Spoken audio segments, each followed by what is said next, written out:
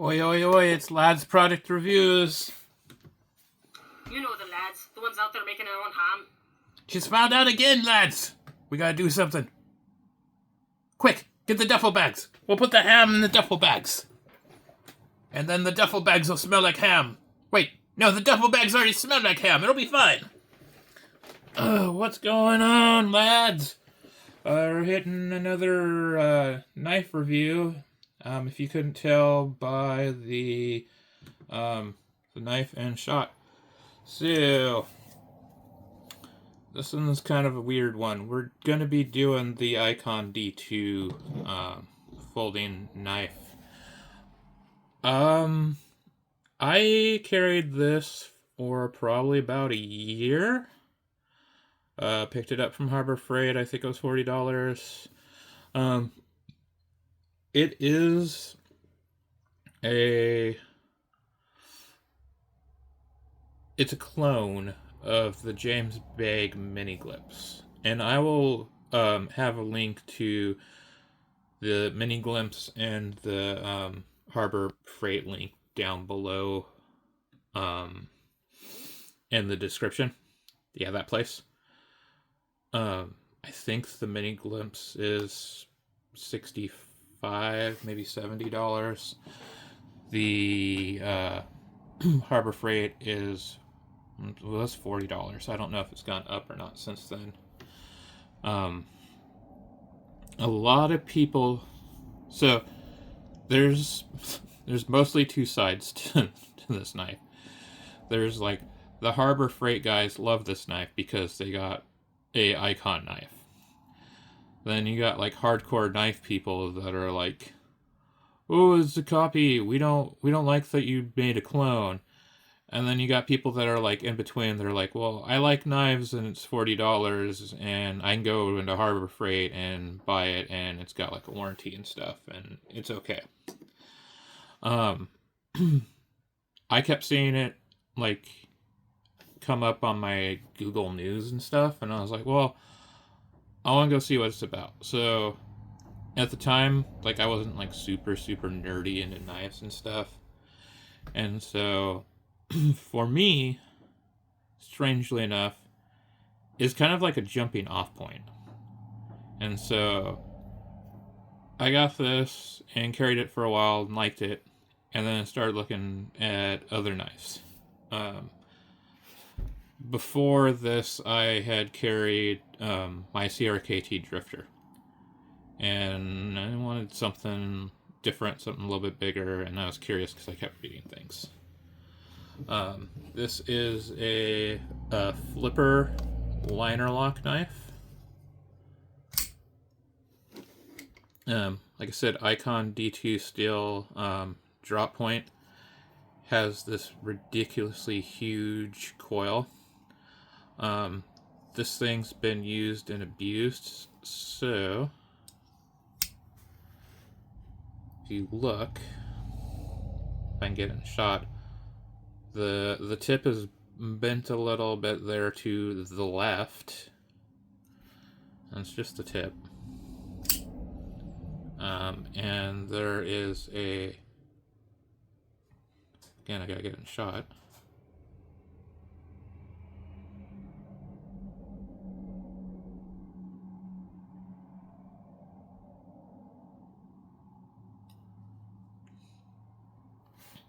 Come on. Yeah, there's a chip missing out of the, it's a small one. The knife's been touched up a little bit and resharpened since I had used it so much. But it is easily usable one-handed like a knife should be. Carbon fiber, G10 scales. This funky pocket clip that a lot of people don't like, but I actually like. Sits the knife pretty low in the pocket, but you do have this tip that sticks up. The backspacer here. I like the oversized lanyard hole for some reason. I don't know. I've heard some people think that the flipper tab sticks out way too far, but I don't mind. My least favorite thing about this knife is probably actually the liner lock right there.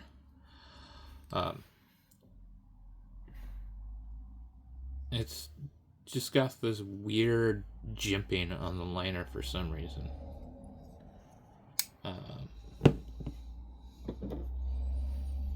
The CRKT Drifter has it a little bit, but it's not as drastic.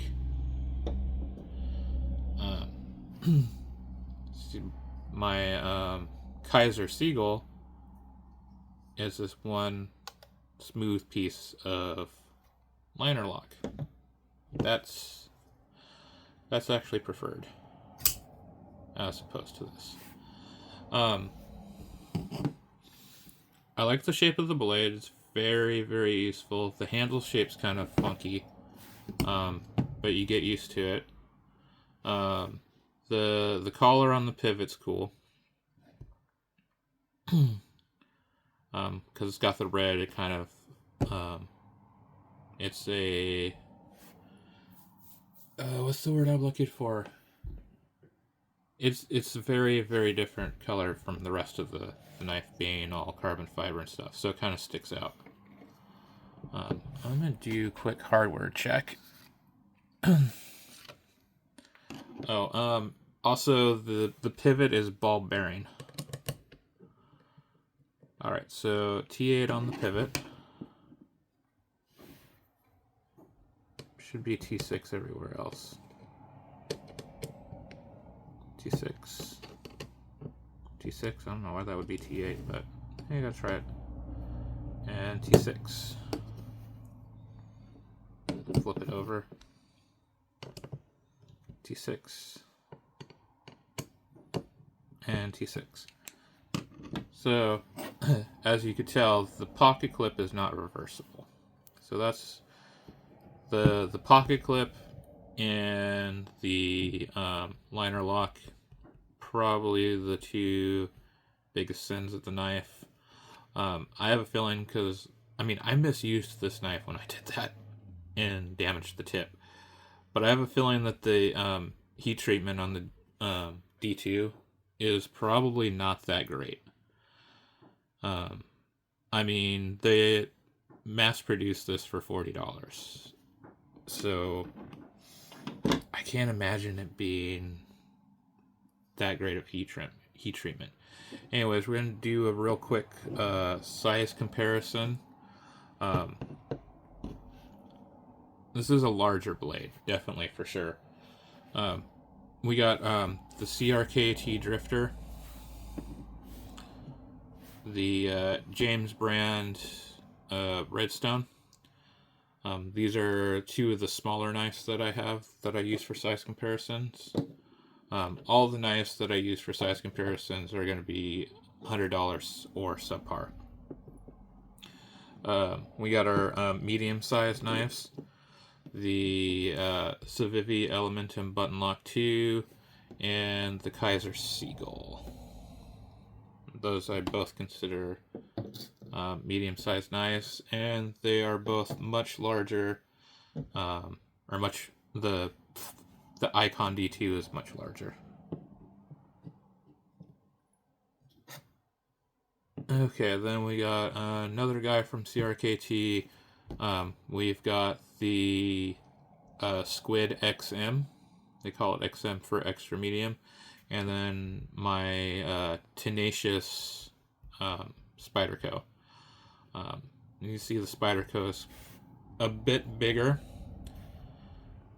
but the Icon is actually pretty close to the Squim. I think the blade's just a little bit bigger. The handle's definitely longer. I did notice, and didn't think about it earlier, there is some slight jimping here on the Spyderco, but it is not as aggressive as the jimping on the Icon.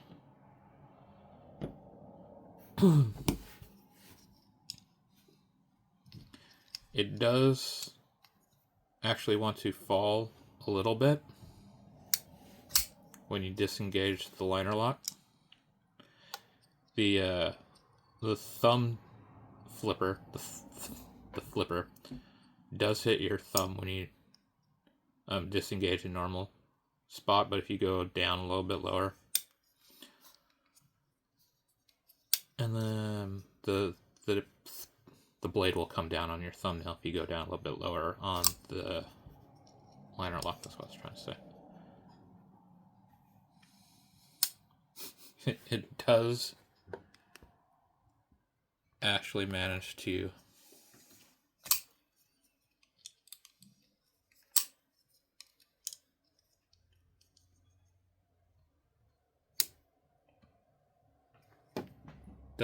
self-fall on its own. Takes a lot of work though. See if we can get it again.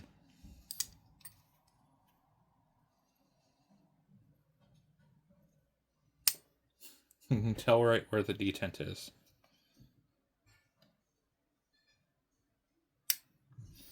You can compare that though to the self-fall on the Kaiser.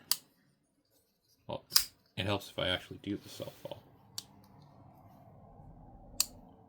Yeah, much easier to get the blade to self-fall close there on the Kaiser. I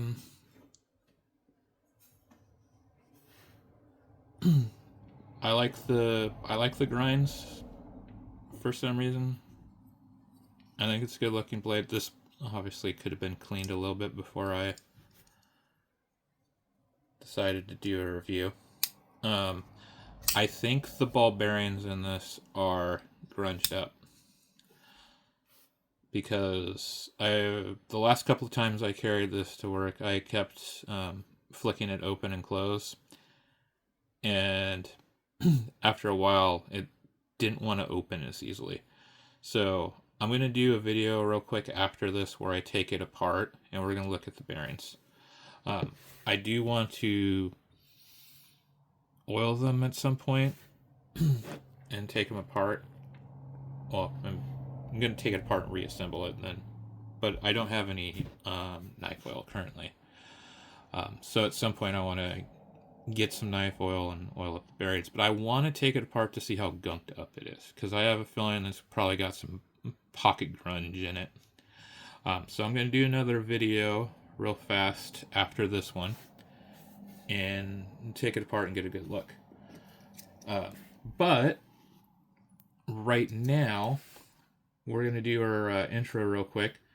There'll be down below a pinned comment along with the description with the links to the Harbor Freight link and the link to the mini glimpse, the actual real version of this knife.